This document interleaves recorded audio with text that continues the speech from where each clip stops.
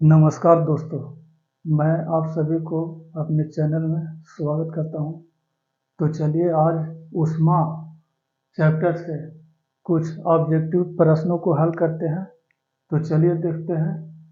Question number पहला, सूर्य का ताप मापा जाता है। सूर्य का ताप मापा जाता है।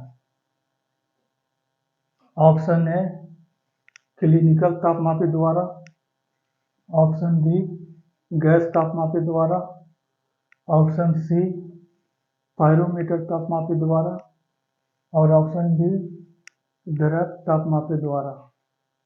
तो हमारा सही आंसर है ऑप्शन सी पायरोमीटर तापमापी द्वारा। दोस्तों, तापमापी कई प्रकार के होते हैं, जैसे क्लिनिकल तापमापी हो गया, गैस तापमापी हो गया, पायरोमीटर तापमापी हो गया, द्रव तापमापी हो गया और प्लैटिनम प्रतिरोध तापमापी हो गया।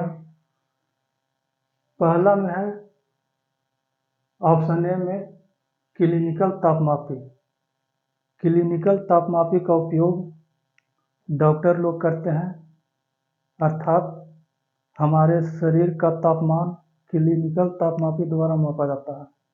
क्लिनिकल तापमापी में उच्चतम बिंदु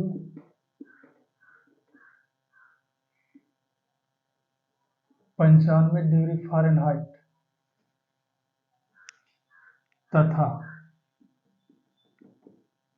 निम्नतम बिंदु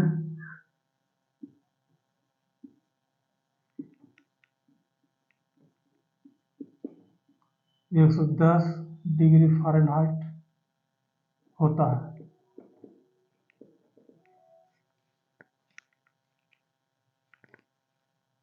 अब बी में गैस तापमापी।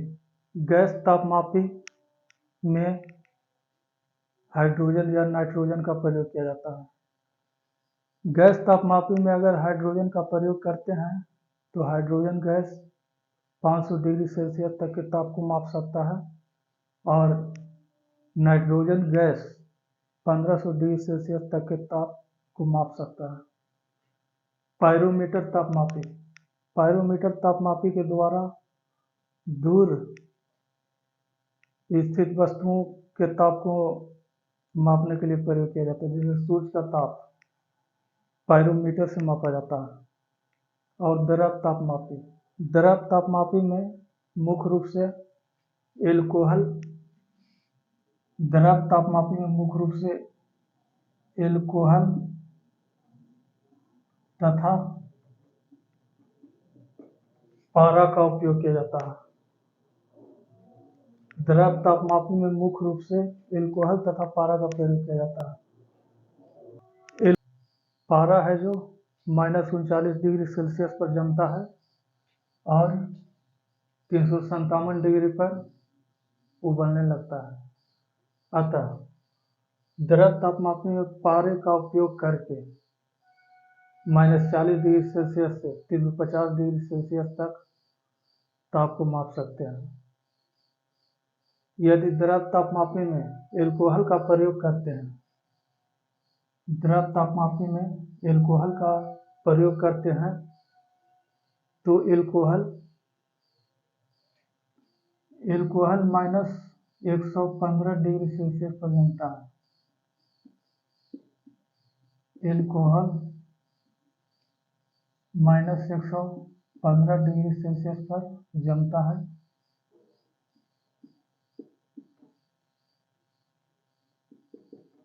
है तथा 78 डिग्री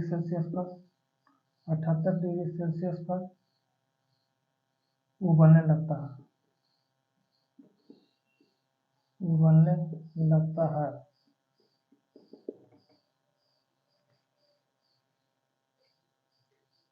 इसलिए एल्कोहल का प्रयोग करके द्रव तापमापी में -110 डिग्री सेल्सियस से 70 डिग्री सेल्सियस के बीच लगभग ताप को माप सकते हैं।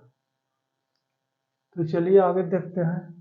क्वेश्चन नंबर 2, केल्विन मान से मानव शरीर का सामान्य ताप कितना होता है?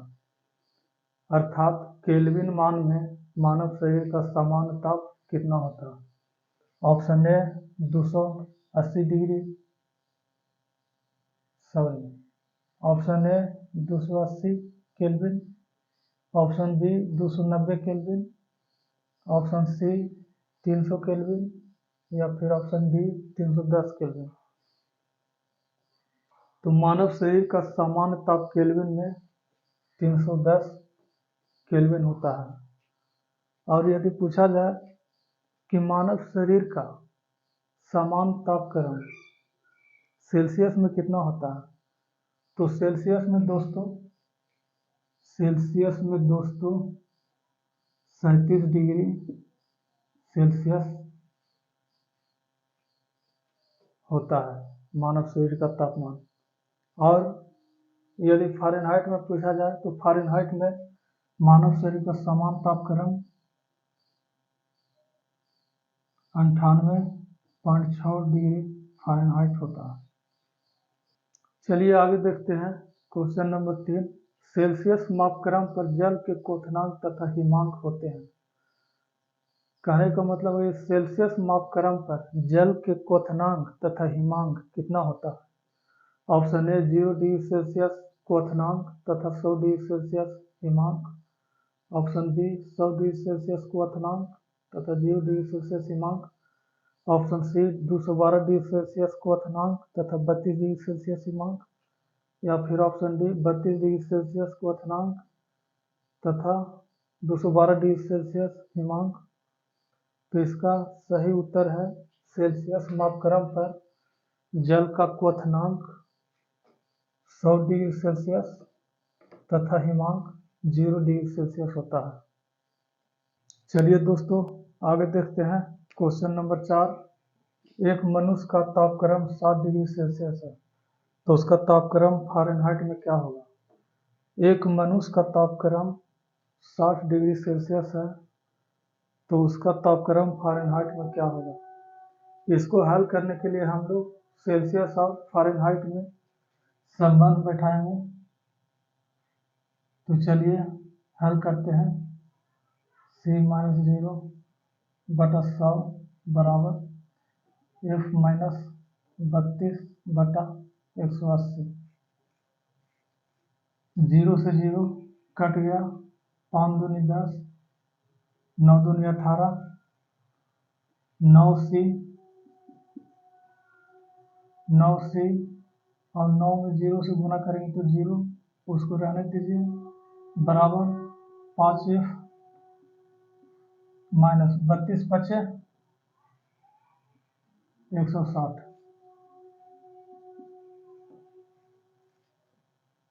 सेल्सियस में कितना मान दिया हुआ है?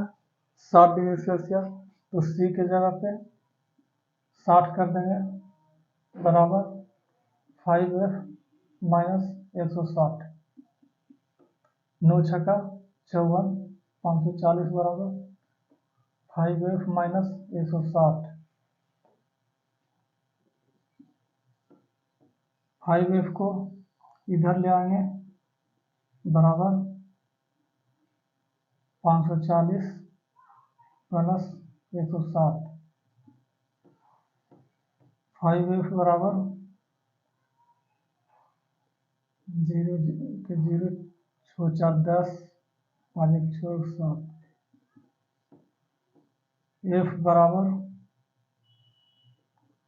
700 बटा 5 अर्थात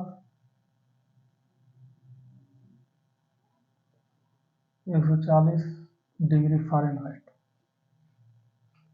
अर्थात इसका सही आंसर है 140 डिग्री फ़ारेनहाइट। तो चलिए दोस्तों वीडियो देखने के लिए बहुत बहुत धन्यवाद।